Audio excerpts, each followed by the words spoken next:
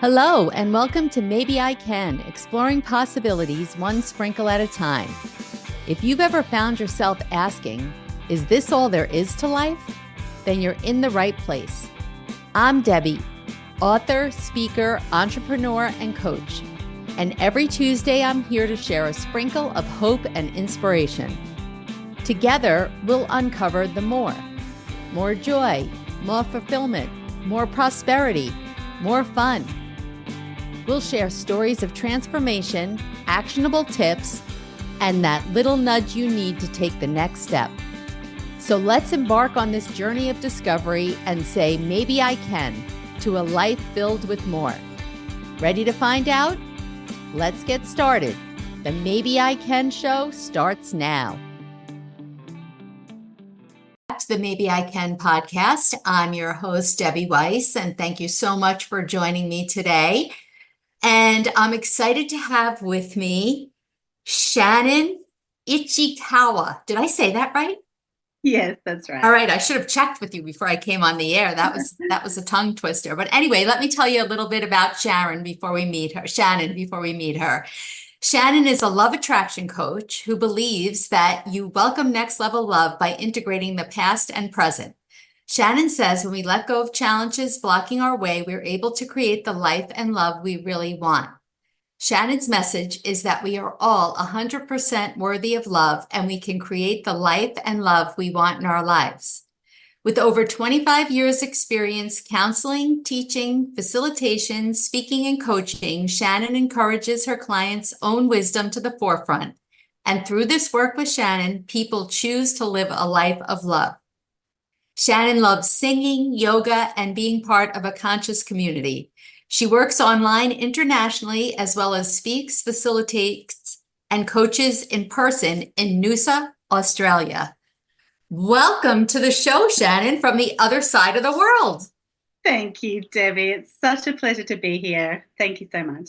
I'm still, even this many years in, always amazed and thrilled that we can talk like this, being, I don't even want to know how many thousands and thousands of miles apart. It's just the coolest thing. It's so cool. I'm so grateful. We just connect our hearts all over the world. Exactly. It just shows what a really small world it really is, even though it feels incredibly large. Yes. So I'm going to start by asking you the same question I ask everybody. Tell us about a time where you went from a defeated, I can't attitude to a more empowered, maybe I can mindset.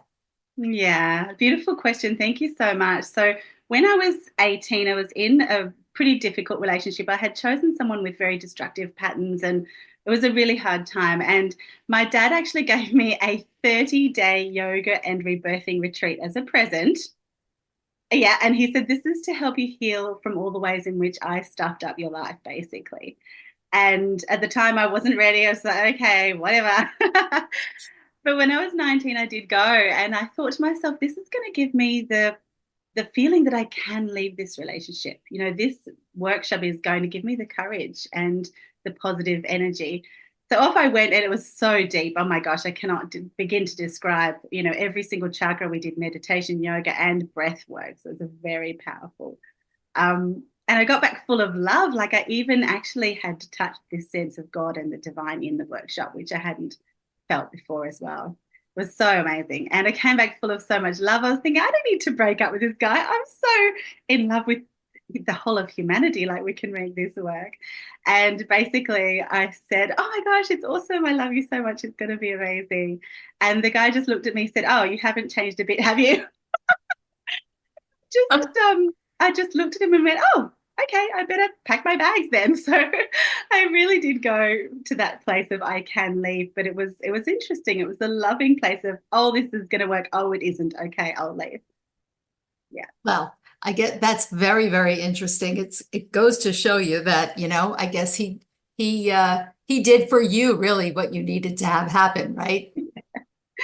Exactly. And this is part of my journey. It's a very big part of my story, that turning point.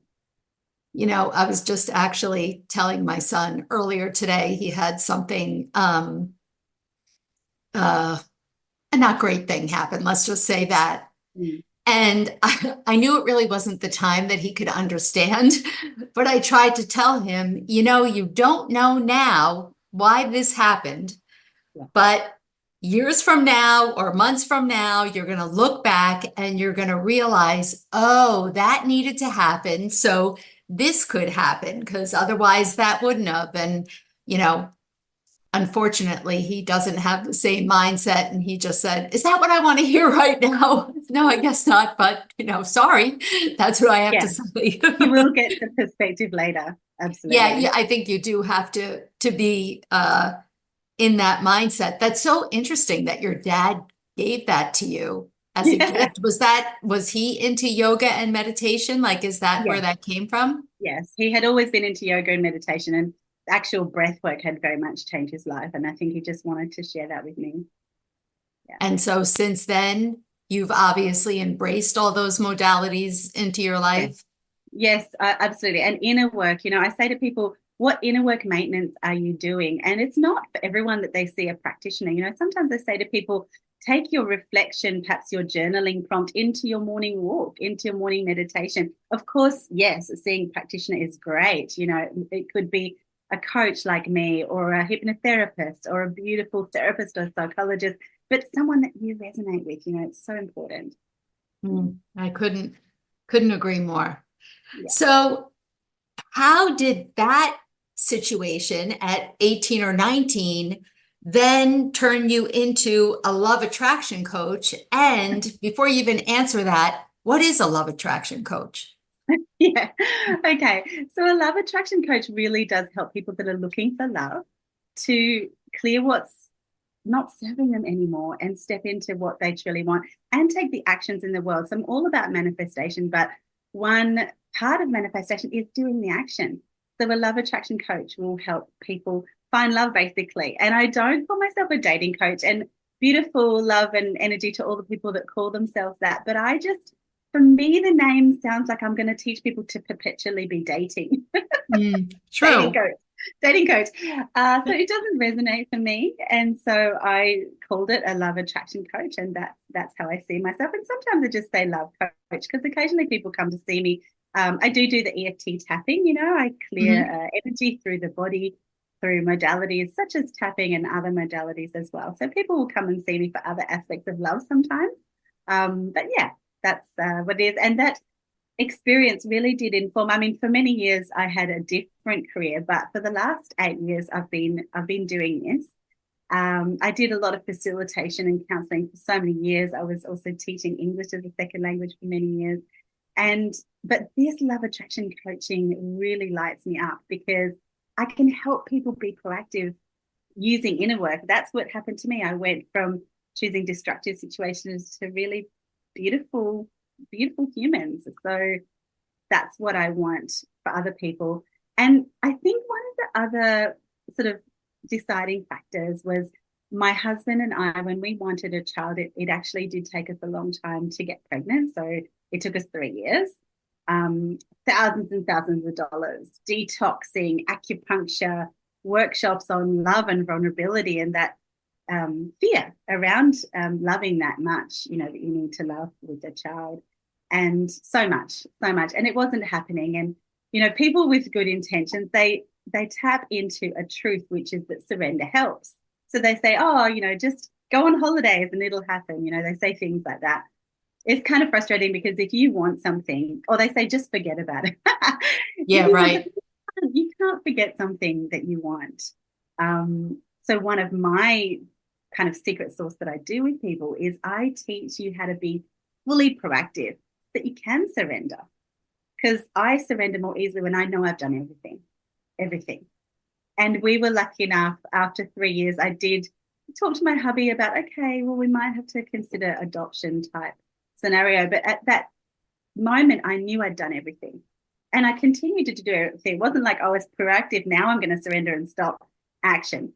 No, continued all the detoxing, the sleeping, the exercising, I even changed from a vegetarian into someone who eats meat occasionally. So many things I did to welcome a child. And we were lucky enough that we did welcome my son and my daughter, which is very precious.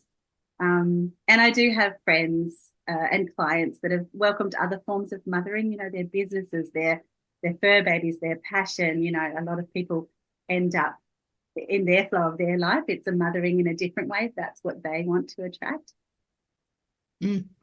I've talked about it on the show, but I can relate because I struggled with infertility for about 6 years. Oh, And I did eventually go through the in vitro fertilization process, oh yes, beautiful. 6 times total. Gosh. So 3 times and I got son number one, and three Oh, times and I got son number two.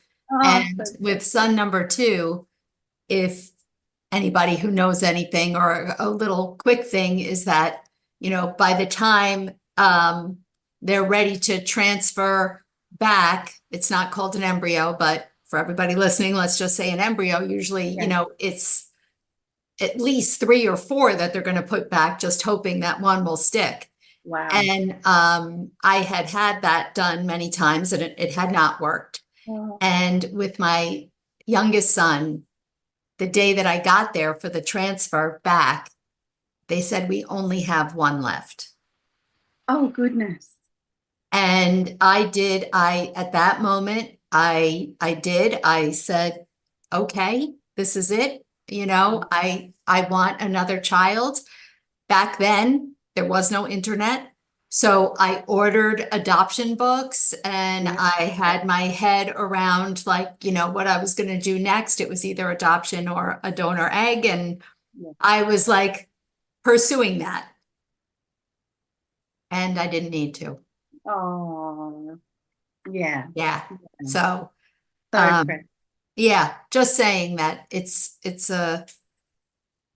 was all in the surrendering, and it happened. Yeah, and you did both pieces. You did the proactivity big time. Yeah. Yeah. Yeah. That's, Yeah. uh, that's me. I'm Yeah. not the kind of person who sits around. If I want something, I do the same thing. Everything that's possible, for sure. Absolutely. So, well, let me That's ask. what lights me up because people can do that with their love lives. I go to events occasionally and someone will come up and introduce me to their partner and say, and the partner's like, oh, are you the love coach? It's so precious. But I'll tell you, when it comes to that, doing everything possible. So, I was widowed 2 years ago, and I did not think at that time I was ever interested in meeting anyone else again. And now, Yeah. for the first time, I'm at the point where thinking, well, I'm only 61. Yeah. Maybe I don't want to be alone for the rest of my life. Yeah. But the idea of listening to what you have to do and talk about doing everything, that whole online dating sites, yada, yada, that does not interest me. Yeah. So I don't think with this, at least right now, I'm not at that point where I'm ready to do everything. What else for those of us what are the options other than, obviously, look, if Mr. Right knocked on my door, or if a friend introduced me to someone, like, all open with that, totally Yeah. open. But as Yeah. far So as being proactive, yeah, there are so many things you can be proactive with, not just online dating. Obviously, that's one aspect, but I'm all about the energetics and the vibration. So I am really into creating vision boards for love, or even just writing down a list of what you want. Don't be prescriptive. They need to have this job, or look like this, or be this tall. It's more about the values, qualities, lifestyle choices that you want in a partner, and really be specific. You do have to be careful what you pray for, because I met my husband when I was only like 23. So I didn't really write a list of, oh, I want my partner right now, but I did have a list of one day, when I do find my partner. And on that list, it said I wanted someone really natural. Oh my gosh, the man is so natural. I mean, he's a minimalist. So if I want to buy a table, it's a problem. what are you supposed to do? Eat on the floor? Prefer that, yeah. So you just be specific around what you want. And when I say proactive. Yes, the vision, but what's in the way of that vision? Is there fears around being vulnerable to love? Is there fears around previous relationships and what happened in that whole situation? Some people say to me, "Oh, I don't like small talk." And is that a mindset that you want to keep, or is this something that you can actually do some inner work on? And I'm not saying that everyone's going to love small talk. I mean, I quite enjoy it. I'm quite extroverted, but not everybody does, and I totally understand that. But you can actually work with that energy to shift it a bit and go, you know what, I might not love small talk as in it's my favorite activity, but maybe I could be really curious, keep things light and fun, and yeah, find out what I can find out about someone else when I meet them somewhere. All about changing your mindset, huh? And the way you look at things, you know. Yeah, yeah, Um, um, absolutely. And telling friends and family that you're open to meeting someone can be really helpful too. Even things like consciously smiling at people in the street. I'm not saying that if people choose to do that, it's going to be this fantasy moment where you smile and your eyes lock and the lightning goes off and they go get you a bunch of flowers or whatever. That, but the very act of choosing that tiny little micro decisions of being loving, little micro decisions of being friendly, that informs the rest of your life. mm, So you go somewhere and you might be sitting at a party and you're both quite quiet next to the person. And a year later, when you're in a different place, you might have a chat with her and realize that her brother was perfect for you. You see what I mean? So yes. it really does pay to be curious about other people. I would imagine that many of us do have a lot of blocks and fears based on past relationships that we've had. I mean, I can't imagine that there's anything more common than that. Someone had someone who was unfaithful, and now you're afraid that every person is going to be like that. Yeah, totally. Yeah, absolutely. And it's that really reminds me of a core issue that a lot of people have is the worthiness piece. So Mm. really doing work around worthiness and yeah, that emotional maintenance that I was mentioning before, working on your worthiness set point. So yeah, sure, the self-love thing, it's not a finite destination like, oh yeah, now I've got my self-love, tick that box, it's done. Yeah. It's an action. So it's a okay, I'm going to go to bed earlier than I usually do. Okay, I might make that a habit. Okay, I might listen to that little negative sentence in my mind. I might actually see what the opposite feels like. These little micro actions that can really help on the self-love front. It's so interesting because this past weekend, I was alone most of the weekend. I mean, alone. Um, and I thought to myself, if this were, I don't even know, 15 years ago or more, Yeah. I would have been depressed, Mm-hmm. uncomfortable, looking for something to do, running around, keeping me busy outside of the house. Yeah. And I don't feel like that anymore. I thought, you know what? I have things that I want to do. And I think really what I'm trying to get to is that I was happy just being with myself. So gorgeous. Yeah. And Totally. before I was not. Yeah. And I wish that I could say that the journey from where I was to where I am was quick. Unfortunately, it wasn't, Yeah. but it was just this realization of this is the difference. This is the difference because it doesn't feel like when I was younger, I felt like somebody else's love was going to be validation that I was worthy of love. Yeah. But yet it's really our own love of ourselves. And then, like you said, I think we have more to give and we show up differently. Absolutely. And you imagine the vibration of you that you're being in that place. So when people say to me, oh, I want to meet someone and they describe them, they want someone whose cup is already full. They want someone who has that self-love, who's lit up by life, not sort of always sitting around doing nothing. So people really describe that to me. And what you described about your beautiful solo time this weekend, I want that in a partner. I want someone who who is okay with their own company and can enjoy that, because I really love interconnectedness in the relationship rather than a sort of couple creature. Like, yes, we talk to our partners, we talk about our plans, and we negotiate, okay, what might be awesome for all of us, but not sort of this this stopping of ourselves and our own light to fit in with someone else. So therefore, someone who's already really happening in and of themselves then comes to a partnership with both people being like that, which makes for a really fun, beautiful time. Okay, so you hear that, any Mr. Right who's out there? Yeah, exactly. So do you have any top tips for how you, is there, you meet someone, any specific thing you stay away from, don't stay away Yeah, from, making yeah. authentic connections while you're dating and going through that process that can be a little challenging in the beginning? Definitely. So when people are interested in the whole online thing, I most definitely recommend to meet them in person as soon as you can, because people can, especially women, I mean, it's a bit of a stereotype, but really they can think they're in a relationship with someone even if they've just had a few messages back and forth. Mm. No, you have no idea what that person's energy is like in person. You need to meet them in person as soon as possible. Yes, in a public place, make it safe, check them out online first, all of those things, definitely.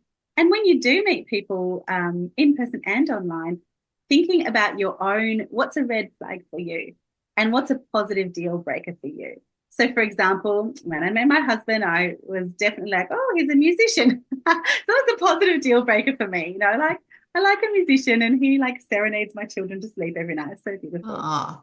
I know, so gorgeous. Even now, and they're like 10 and 12. Your dad's not home, they're like, oh, mummy, can you play the flute or something?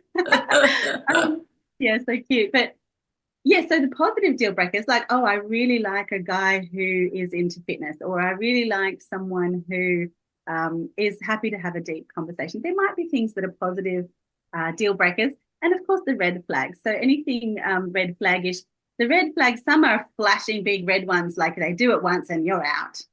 For example, it might be a cigarette smoker. You might think, no way, Jose, one, and see you later, have a Yeah. beautiful life, goodbye. But others are sort of little ones, so they might be distracted when they first pick you up, and you might think, oh, hang on, I'm here to connect, and this guy's distracted. But if you just relaxed for half an hour, perhaps they'd be less distracted. Perhaps they were just trying to get to the restaurant. I know that there's a beautiful woman from the States called Alison Armstrong that I recommend everyone listen to. She does talk about that, about the differences between men and women in dating, and I recommend her work. Mm. Yeah, so yeah, there's a lot of tips I could go into, but I'll stop there. I think about a friend of mine who she wouldn't date anyone who was bald. Oh, okay. And I thought that's ridiculous because let's remember, just because what we look like out here doesn't necessarily make a difference when once we get to know what's inside. All of a sudden your exterior looks a lot different to someone, right? Uh, what do you think about that? I mean, finding some kind of physical Yeah. feature that's a deal breaker. To me, it seems limiting, but It is limiting, but we don't know her story, I guess. Like for her, the baldness itself could be some sort of trigger. mm, So I guess, yeah, honor your feelings and thoughts. I mean, if you've got lots and lots of prescriptive things about appearance and job and things like that, if it's a big list down, that's going to totally get in the way. But if yeah, there's something specific like that, you could just honor it and just be with that. You could do inner work with it and work out where it comes from. Yeah, so I guess it's her dance to dance. Yeah, it might stop her, limit her choices a little bit there. Yes, we need to have some level of attraction to people. So for perhaps that's a real turn off to her, which yeah, I guess is understandable. true. But at the same time, I totally agree. I mean, if you love someone, I mean, this is funny. Someone can talk and they can be the most gorgeous person I've ever seen in my life. And they open their mouth and start speaking. I'm like, oh, I thought they were gorgeous 5 minutes ago. And the opposite is Exactly. true. Someone can seem quite plain and they start speaking and you feel, oh my gosh, this person's fantastic. So I think that there's the potential for that for sure. Yeah, agreed. Agreed. What are some tips to make a good first impression? Yeah. Okay. So authenticity is key here, but you also want to give that self-care to yourself. So this is a fine balance, for you, for people listening, perhaps for them, self-care is a lot of sort of prep and makeup and special clothes and, special friendly demeanor, all of the rest of it. And for other people, they'll be much more low key, and that's self-love for them. So it's really about tuning into what you want for you. But authenticity is really, really important. I don't think game playing is such a great idea. Play hard to get, all that kind of thing. There's some truth in that whole thing, but I think the truth is more along the lines of have your special boundaries and space for you. That's great. But playing hard to get on purpose to make them do something, that's a different thing altogether. So yeah, friendliness, being interested and interesting, both. So if you're just going to listen to them, you're setting yourself up for a relationship which is kind of not balanced.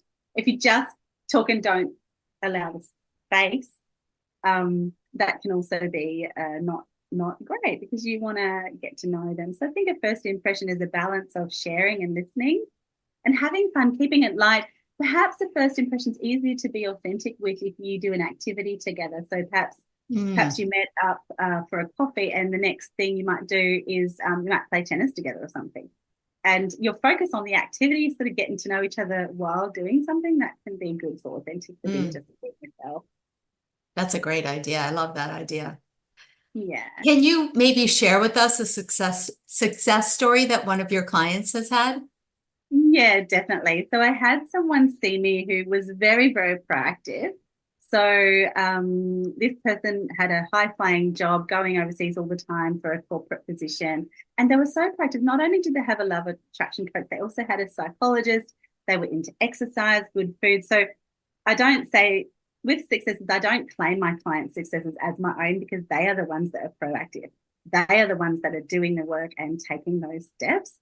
So, but it was really beautiful because, they dated a few different people over the time and really tuned in, and it wasn't right. And we talked about that. We did some of the EFT tapping. The tapping is a form of clearing mental and emotional blocks in the system. And I also do matrix re-imprinting, which is tapping supercharged. So tapping on a memory from the past to completely change around the body. So this person did some matrix with me, and the next minute they're in love. And I get sent updates occasionally. It's like really special. Oh my goodness, that must be so rewarding. Yeah, well, one of my visions for my business that I'm excited about in the future is like having a kitchen bench covered in wedding invitations. Oh, I Yeah, love that. Love like that. which one will I go to this weekend? That's great. Yeah. So, Shannon, you have shared so many great pieces of information. I can't thank you enough. As always, time goes too quickly. Can you tell everyone, I know that you're being generous and offering our listeners a discount for one of your upcoming workshops. So can you tell everyone where to find you and information about the workshop? Sure. Thank you so much, Debbie. Yeah, so people can find me at welcomelastinglove.com. That's my website, and they can get a whole lot of information around what I do there. So I have a vision board workshop coming up online. So the time zone is AEST, which is Australian time on the East Coast, and it's 3 p.m. to 5 p.m. on the 25th of February. So I'll send you a code to use for your listeners. They can have 10% off. It's actually a fairly cheap workshop in the first place. So it'll be a bargain. It'll be gorgeous. Like you're going to bring some magazines with you, bring cardboard with you. And we're going to do some of the EFT tapping to clear what's in the way first, then create the vision from that place, and then really enliven the vision board with some actions to take home to help that manifestation come to life. And after the end of the workshop, people can finish off their vision boards. And it's going to be really gorgeous. Wonderful. And we will put that information in the show notes so check there. And Shannon, thank you so much again. I loved connecting with you, Oh, it's been especially right beautiful to before meet you. Valentine's Day. You know what? I wish that I could say it was planned this way.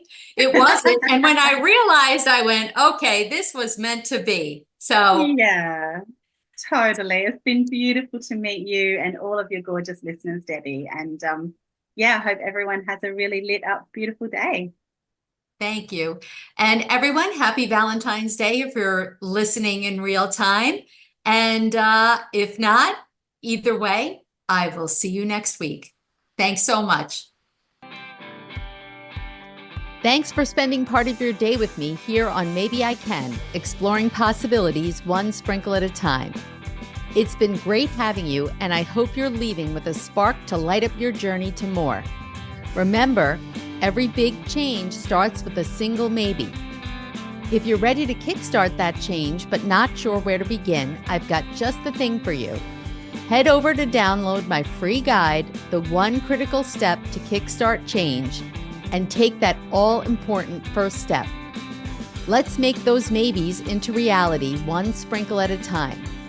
Catch you next Tuesday at 4 p.m. Eastern, 1 p.m. Pacific with more stories, tips, and that extra push you might need. I'm Debbie saying goodbye for now, but always remember, maybe, just maybe, you can.